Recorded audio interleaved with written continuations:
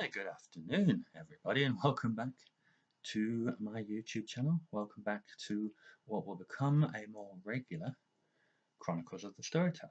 It has been a while, and initially I would like to apologize for all of my subscribers who've been away from me for so long. I'm sure it's been challenging. I'm sure you had to watch all manner of movie trailers and so forth to keep yourself occupied and amusing videos from China and so forth. I'm sure they've kept you very busy. And I know several of you have been forced by terrible circumstances to rely on such people as Neil Gaiman and everyone for your literary advice in my absence. It must have been terrible for you. If only this series of videos could find its way to compete with someone like Neil. I would love to be at his level one day, and hopefully I will.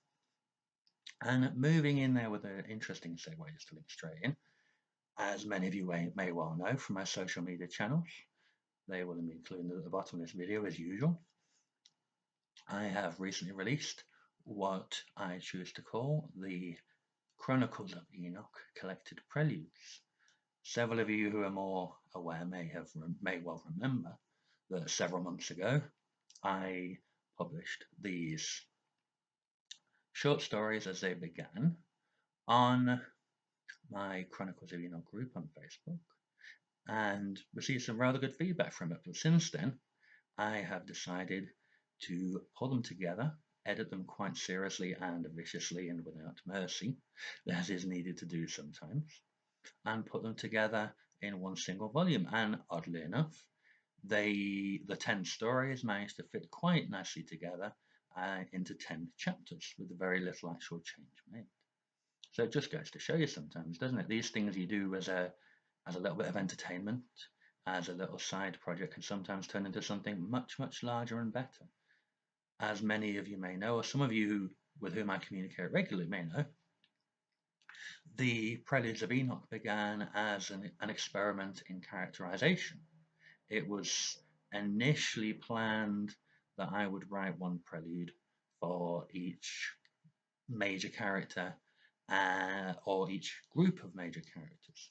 And as I progressed, it turned out it was all going to be about Asmodeus, because back then Asmodeus was not really a major character, but through the preludes he decided he actually was going to be quite a major character, up to the point where several people who've been reading are confused whether it is still Sable and Enoch who are the main characters. But one thing I shall lead you on through this, and a point I am making, is that just like the real world, we don't just have one single person managing everything on one side and one single person managing everything on the other. We don't have the absolutely untouchable and unimpeachable hero on one side and the absolutely depraved, horrible, and awful villain on the other. We don't just have good versus evil. We don't just have light versus dark. One of the streams I follow throughout the Chronicles of Enoch is that if you wish to represent it on the color spectrum, you have shadow on one extreme, you have light on the other, and in between you have various shades of grey all the way between. Because let's look at it in terms of the real world. Let's just say, following Christian theology or Judaic theology, and possibly even Islamic theology. On the side of the light, and I will use a light over here as a good prop, as you can see it lighting up my face. It's kind of cool that it did this. I've got one light side of my face and one dark side. What's that telling you? This was not intentional, but I'm going to tell everybody it was. So just shh, don't tell me. Keep it quiet. So on the side of light, we have the creator. No matter what name people choose to ascribe this creator with, what gender or lack thereof, on that side there is it, he, it, she, them, however you'd like to put it. On the other side is the destructor. As I've heard several people call it before, it is a primordial annihilator, that which consumes and destroys everything. Now, looking from a purely Christian or Christo-Judaic tradition, we have God, Hashem, the Ancient of Days, whichever you choose to call him, Yahweh, Jehovah, whatever, on this side. we have Lucifer, Satan, the devil on this side. And in here we have the human race. Now imagine these two as magnets of different polarities. And imagine the human race as a form of electromagnet. Now depending on which charge is applied, they'll either go this way or come back. They'll go that way and pull back. Or perhaps the pull on each is so balanced that they just do this most of the time. They oscillate. And that's the way you first find most humans throughout history, really, isn't it? The ones that go this way are quite few and far between. The saints, those who self-sacrifice, we could possibly name Jesus as one of them, Muhammad as another, the Buddha, various people throughout history. And then you have the ones that go this side. We could name people such as Adolf Hitler, Genghis Khan. I suppose not really Genghis Khan, he wasn't bad, but dictators and monsters throughout history have always existed, haven't they? Now, how about we have humans here, we have humans here, we have humans here, and then we have Lucifer right here. Because Lucifer is, if you believe various scriptures, he was the first created angel of the Creator. He was the firstborn son, he was the bringer of light, he was the general, the commander, everything of heaven's armies. So, though he rebelled and took 1/3 of the heavenly host with him, he exists because God or the Creator made him. That doesn't mean he is direct opposition. He is simply a rebel. He's troublesome, he is difficult, but does it mean that he embodies that primordial destructive force, the great leveler? We could call it death, annihilation, destruction, nothing, void. Now this is a theme that runs central to the Chronicles of Enoch. I'm going to get back to why I'm taking this direction in a minute. But first of all, bear with me. Listen, see what we learn here. We're going on this together here, a little journey. Oh, and by the way, forgive the state of the room. This is temporary lodgings in my parents' house until I can get down to a place called Gibraltar in a couple of weeks and start seriously looking for work. So in the meantime, this is a disparate of my transitory existence at the moment. Anyway, so we were talking about gradations. Now, here we have the Creator, we have life, we have love, we have the force which brings about new life and keeps everything out of entropy. So we have creation. On the other side, we have the end, we have nothing, we have entropy, we have a return to, I suppose, what you call a zero state after all the energy is removed. Life, death. Now, various people have various opinions about what happens about after death, and that's something the Chronicles will touch on to some degree, because contrary to what many may believe, the aim of the Chronicles of Enoch is not to bolster one faith or dogma or religion and put down the others. It's actually trying to dig through the layers of history and story and tale, peeling them back, as I suppose to use a title cliche, like the layers of an onion, until you get to the little nub in the middle that the onion grows from, till you find the common thing between them all, until you actually find the real story. Because let's be honest, over the thousands of years, various attempts by the human race have been made to uncover the one true religion, the one true answer. And throughout that history of all these various faiths, those who adhered to the one which preceded it or one which followed after it tended not to live long and fruitful lives. which of course goes against the tenets of these various religions. And these are the things that first started me wondering, because in my youth I had one of those moments where I tried various different creeds and doctrines and dogmas, and I always came to the same thing: hypocrisy. And it's then I started to read the Bible and various other things, and actually found that one of the greatest things which interested me, one of the greatest things someone has said, is that faith comes from God, religion comes from human beings. And it makes you think, doesn't it? But again, we're not going on to some religious philosophical discussion. We're talking about something more concrete here. And the more concrete thing I'm thinking about will take me back to that religious text with which I am most familiar, though I've read several in my researches. So we'll go to the beginning, in fact. And in the very beginning of the book of Genesis is that in the beginning there was the Word, and the Word was God. It later goes on to talk about the creation itself. And it mentions, and I will paraphrase here, how God passed over the void and began to divide the void up and make, I suppose, what we would call our realm of creation out of it. And that leads us to ask an important question here. If the void was there before everything which we know is, where did it go? Now, of course, there's a theory here that I expanded upon in the Chronicles of Enoch, which made me think about that. We are told, while our universe is infinite, it has an ending and a beginning, that there is a boundary to the known universe. And of course, that's always made me think, how can something infinite have an end?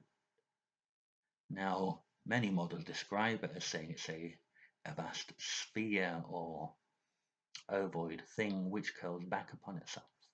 Therefore, as we know, a circle is infinite. It's been a symbol of infinity through many cultures or through the years. So, here is the great contradiction. We have, as far as we are able to determine our universe, the material universe, creation, that which, and when the Big Bang happened, however, it was instigated, everything from a tiniest little infinite point spread out and created everything we knew. Now, what is that which lies at the boundary of all of that? Because we are told not only is there dark matter, dark energy, black holes, and so forth, but there is a boundary to our universe. Outside the universe, there is, for want of a better scientific term, absolutely nothing. So, this void, which was described in the first book of Genesis, is still there. It never went anywhere, it was just pushed back. So it led me to start working on and developing a character that may perhaps have personified this void, because we know from all the laws of physics that no action occurs unresisted. We walk throughout our daily lives without thinking about it by exerting force down upon the earth, and the reactive force of the earth pushes us back up and causes us to move forward. It is a reciprocal chain or system. So my thought was, if the creator is pouring all of his creative force into the void to create the universe, surely there's a possibility that the void pushed back. And let's just say there was some titanic struggle, and many belief systems across the ages have spoken of this, of the Lord of Light and the Lord of Shadow fighting and resisting. And if you think about it, as the energy could have been poured in, the void tried to contain it, to suffocate it and put it out, just like wind tries to put out a fire when you start it in the wilderness. At some point, this energy would have kept gathering and gathering and gathering, and reached the critical mass to where they exceeded each other's abilities, and boom, So could it possibly be that the universe as we now term it was not meant to occur in that fashion? That it was in fact a, shall we say, monumental accident involved in the fact that as the creator tried to create and the void tried to resist, their energy exploded in such a way that they could not predict, and something happened that shouldn't have. Hence the remains of dark energy, the remains of things we cannot understand or comprehend, and various things like that. And that is what I began to look into, and what actually developed that richness and that complicated nature to the Chronicles of Enoch. It started off where there's going to be a pure good versus evil battle, pretty much taking all the prophecies of the various religions, faiths, and everything like that, and bringing them into reality. It started as, having read the books of Enoch themselves, I recommend it if you have not. They'll be handy reading for the actual series when it's ready. Having read those, it was simply a struggle.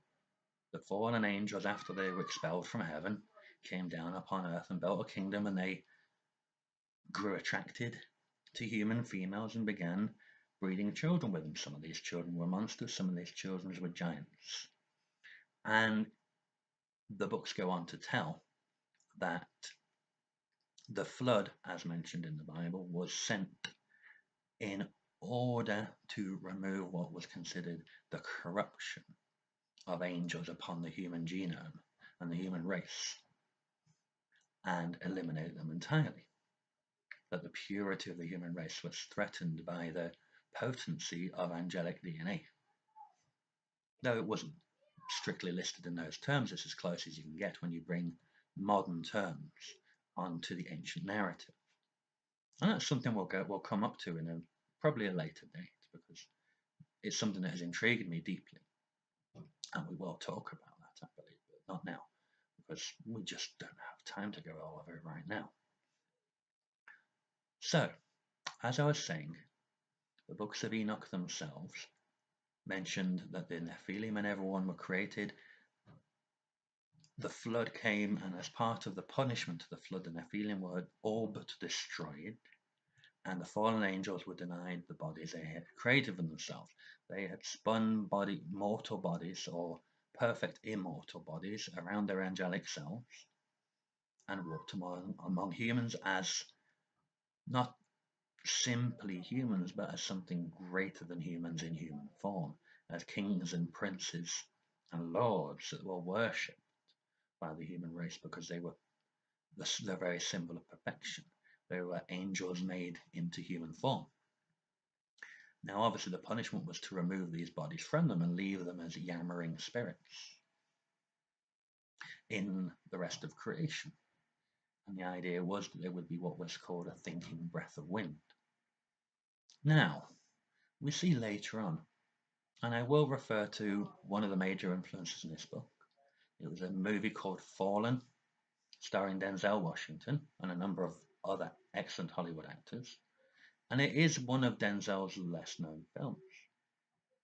But it deals quite specifically with him pursuing the fallen angel Azazel, or perhaps vice versa, across the modern land as this angel goes skipping from body to body, possessing those bodies and building up a series of murders. In fact, becoming a series of serial killers in order to attract the attention of Denzel Washington, who is a quite disaffected homicide detective.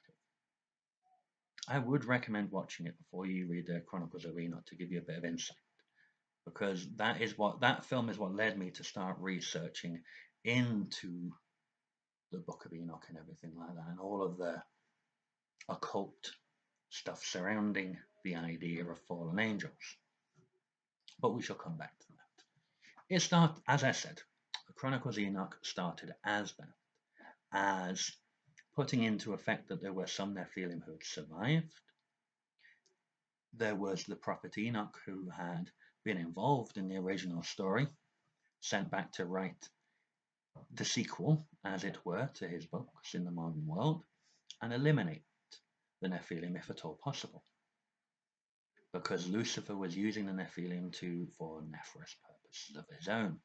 As we know, what we are led to believe is that Lucifer is pretty much hell-bent on destroying the human race, or at least subverting it to his purposes. Now, that's how it started. So I had, on one side, I had Enoch, I had Sable, who came out from the beginning, and a couple of other, shall we say, great people and heroes from the past. And I had the Nephilim and Lucifer and his fallen angels on the other. Basically, stereotypical evil people, possibly divided, slightly grey, stereotypical good people. Then that started to change.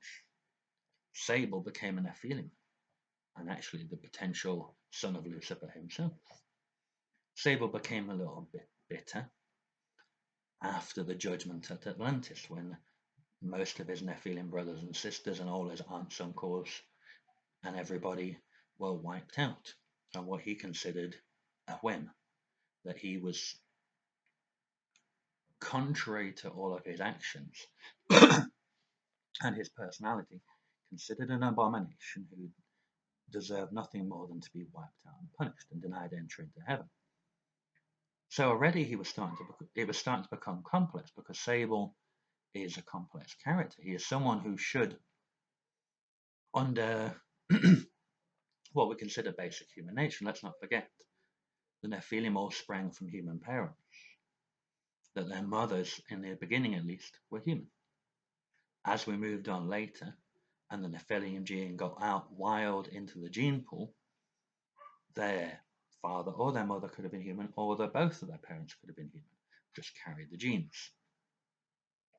But if we think about this, it would be basic human nature for someone who is told from the very beginning of his existence, he was about 15 years old at the time Atlantis fell, that he was damned, that he was abomination, he deserved only death and eternal nothingness, that he would just think, oh, what the hell, why should I bother doing good then when no one's going to recognize it?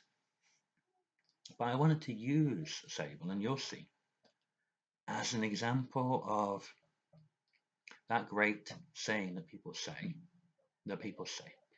that's terrible news, that great saying which people use, that is it actually true good to only do good while you are being one, in the hope of some reward. So I want a Sable to be the example of a being who chose to do right for right's sake, rather than for reward, because as far as Sable was concerned, and still is, it doesn't matter what he does, he is damned from the beginning until the end. He could spend his entire existence righting wrongs, fighting evil, helping the weak and the less fortunate than he, and still go to oblivion when his life finally runs out, which, even as an immortal, he can be killed. He's just very good at preventing people from doing that. Then we came to Asmodeus, and as I said, I recommend, of course, I'm biased, that you read the Preludes of Enoch, because they primarily touch upon Asmodeus himself. He is the central main character of that series, though there are other characters who follow along beside him, and they are also interesting. There's one thing I wanted to make the Chronicles of Enoch was not purely a story-driven series, but a deeply character-driven series. I want my characters to evolve and change throughout the series, possibly using the idea that redemption is denied to nobody, but it depends upon their actions. You see, because it's one of those great things we talk about, isn't it? That a man or woman or other can talk all the good they like. We see many people on television, on social media, in books, on radio, and at various media that we can find, who talk a lot of good, who say they will do this in the service of this, that, the other. Thou must do this, thou shalt not do that, while doing it in private and later being caught. it is always about not what you say, but what you do, what actions you take, and why you take them. And you see, that is what starts to define those greys in the Chronicles of Enoch. There are people who may... Let's use a parable, shall we, to talk about it. So there's another parable I'll use, and it's the one that everyone's heard about, I think it was a parable in the book of somebody in the Bible, I forget now, about the seeds. And I believe there were 4 explanations for it, or 4 possibilities, shall we say. You could have good seeds on good ground, bad seeds on bad ground, good seeds on bad ground, bad seeds on good ground. Now, to me, the seeds represent your actions, because, as you know, a seed is the potential to become something else if the conditions are right. And the ground are basically your motivations or your intentions. So you've got the good seeds on the good ground will prosper, the good seeds on the bad ground will rot. The bad seeds on the good ground, some of them will prosper. The bad seeds on the bad ground, none of them will. Excuse me. So let's take that as an example. If you do the right thing for the right reasons, your actions will grow and they will spread and they will influence others. If you do the wrong things for what would be considered the right reason, the wrong reasons, corruption will spread and nothing will really come of it. But let's say the 2 in between, the grey areas. You have the bad seeds on the good ground and the good seeds on the bad ground. Now, a good action for the wrong reasons could have some good results from it, but not as many as it could. It may well be, and this is one I use, let's say you have people who are performing acts of charity very much in the public eye, so they're seen and lauded and applauded. They may inspire a few people to do the same. They may also make a few people apathetic and bitter about what they're doing and that they're doing it for the wrong reasons and bring great judgment down upon them. They may also motivate a few people to, in challenging their motivation, do it the right way. Often goes that way. Now we lead on to Asmodeus, doing the wrong things for what he considers to be the right reasons. Can he, a demon who is supposedly damned, in doing what he considers to be the right thing for the right reasons, even though they are not, bring about positive changes? Now, obviously, Asmodeus, as you may see if you read the Preludes, is a manipulator, a liar, and not strictly moral chap. Somebody who does what he believes is necessary. He is a true believer of the cult of the end justifies the means. He would happily murder several people, not by his own hand, he has to keep them clean, in order to bring about a greater good. And that's the thing that we've seen it throughout history, the greater good. People say, oh, we will sacrifice anybody who is not ourselves in order to achieve the greater good for everybody.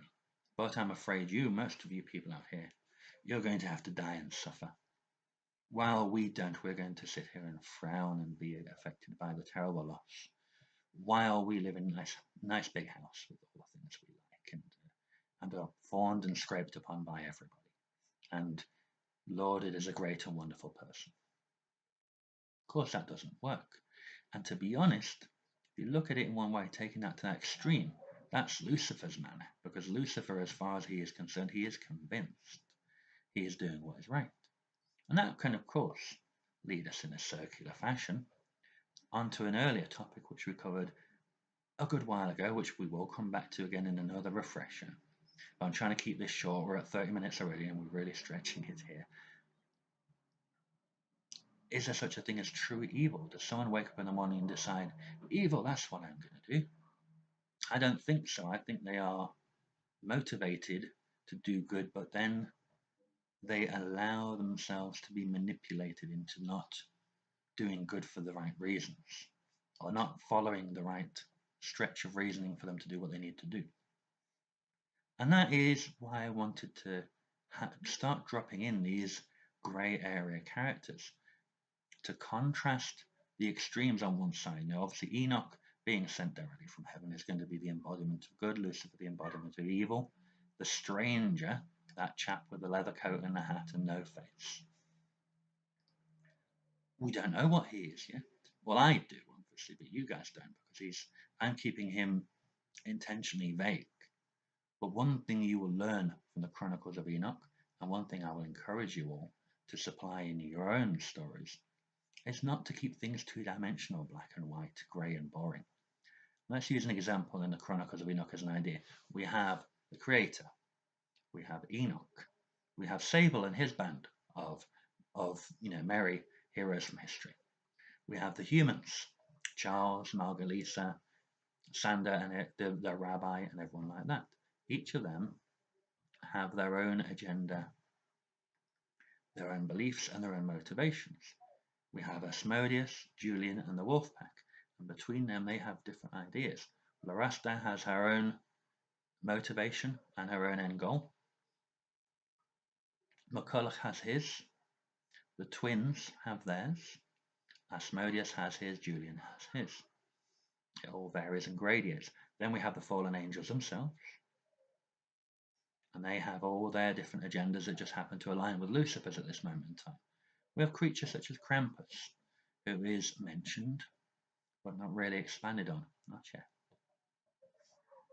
Then we have the Nephilim of all their various types, who are all considered just to be embodiments of pure evil and everything that is wrong with the human race, all the monsters, all the beasties, all the horrible things from our history. We also have in between, we have the Illuminati, we have the Unquiet Men, we have the Masons, the various churches, we have everybody in between. There's not just one, or there's not just two sides. There are so many that sometimes they're hard to keep track of. But just as you may see a group of humans involved in, shall we say, the same church, they're all going for their own purposes with their own agenda in mind. If you see political parties, they may, well, this politician or that may prescribe or ascribe themselves to the values that party is supposed to represent, but at the end of the day, they're looking after number one, like all human beings tend to, until they've reached that point of decision where perhaps they're not. And that is that decision that is always mentioned throughout various scriptures, beliefs, and philosophical systems that marks the point between good and evil. When you're no longer just serving yourself, when you worry about others, you're treading the path towards good. But the one thing that may prevent you from serving good is corrupting the good ground with your bad seeds and your bad deeds and actions. Now, we use the Illuminati as an example. They believe the best way for the human race to progress is for control, that the free will they are practicing, which brings about evil, should be taken away from. Democracy is removed. Control is exerted behind the scenes upon the human race, and everything that they see, hear, and believe is tightly monitored, controlled, and balanced. That's not too far away from Lucifer's argument, don't you think? You know, Lucifer's argument, supposedly in the Book of Enoch, is that the human race should not be allowed to have free will, because in having it, they would merely disappoint God. So that makes you think. The Illuminati, who are supposedly good on one side, no free will. Lucifer, who is supposedly bad on the other, no free will. Makes you wonder, doesn't it? And it's the same if you look at the world as it is today, it's the same thing. People who claim to be on the same side may not necessarily be so. And that's basically what this whole seemingly self-serving little video has been about. I have used examples in my writing to highlight terms and concepts that could be useful in yours. And that's what I'm trying to draw you towards, what I'm trying to bring out the art of the storyteller. Because to finish off, as you may have noticed, the Chronicles of Enoch is about breaking many rules, not just the rules of society in the things we're talking about, but the rules of writing in some ways. I'm told complex, overlapping, intertwining, often contradictory storylines are a bad idea. But we see many rules.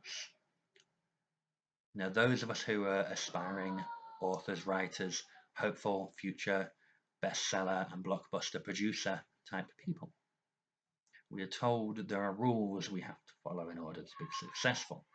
Every group on Facebook, on Twitter, on Instagram, and so forth talks about ascribing to the certain rules of writing. We are told to avoid the use of adverbs very quickly. We are told alliteration is an agitation. And we are told to avoid the passive tense, to always show but not tell. What seems to be going on is not really a formalizing, but something the Chronicles of Enoch will touch in a different way, of dogma arising. That there is a formulaic approach, that writing a blockbuster, just like everything else, is based upon discrete units put together in a certain way, and that will guarantee success. Not necessarily. Because let's just say one of the popular things one of my younger characters involves is painting by numbers. Now, painting by numbers is as straightforward as you can get. You have a black and white picture, you have it divided up into little areas. Each of those areas has a number pertaining to a colour. And you fill in those colours according to the plan, and when you're finished, you have a colour picture. You have effectively followed that formula to produce what could be considered a work of art. But it is going to be simply another copy of the same work of art. Let's just say I get a paint by number scene, I photocopy it 100 times and give it to 100 people. There are going to be slight variations in the shade of the colors they use as directed. There are going to be variations in the skill in which they keep that color within the boundaries of its little section. But essentially, all they're going to be are small variations on the same picture. They're going to be the same vision presented in a slightly different way by 99 people plus me. So I do believe this formulaic approach to writing is going to stifle creativity in some way. Because if you really want to look at it, every writer who has become in any way successful has broken the rules to some degree, has not followed the formulaic approach. Because back then it didn't exist. It's only in recent times, with a pure plethora of books produced by self-publishing, and I hold up my hand and admit the Preludes of Enoch are self-published indeed, as are several other less successful tomes I have written and need to edit correctly. I don't know why someone's deciding to road drill at this particular time of day, but never mind. Right when I'm trying to finish up here as well, I can feel the floor vibrating around me, and I'm sure you guys can hear that. Never mind. Back to that. The formulaic approach can't work. We have to, of course, grammar must be followed. Of course it does. And we must be aware and pay attention to some of these rules of writing, but we must never follow them, to use an ironic term, religiously. We must never be tied in to dogma and formula and never create something unique. And I say here right now, I being in the Chronicles of Enoch as I am creating it, I am ignoring most of those rules. I will use some of them for effect and as device, but if I want to change the order of words, if I want to go against one of the great Stonecast rules of creation, I'll do it. And if you don't like it, I don't care. But I encourage you to learn these rules and then learn how to subvert them. But it's up to you at the end of the day. But I think I've gone on long enough. I'll just finish up again. Social media links at the bottom of this page. Links to my work there too. Links to my blog. Links to all that sort of thing. Please leave your comments. And thank you for listening. This is going to become a much more regular event, and I apologize for my extended absence. Thank you for your patience. Thank you for your encouraging words, and thank you for watching and reading. I will be back soon. You guys have a fantastic weekend. This is Alan J. Fisher signing off on the latest episode of The Art of the Storyteller, my own personal experience. You guys have fun now. Bye.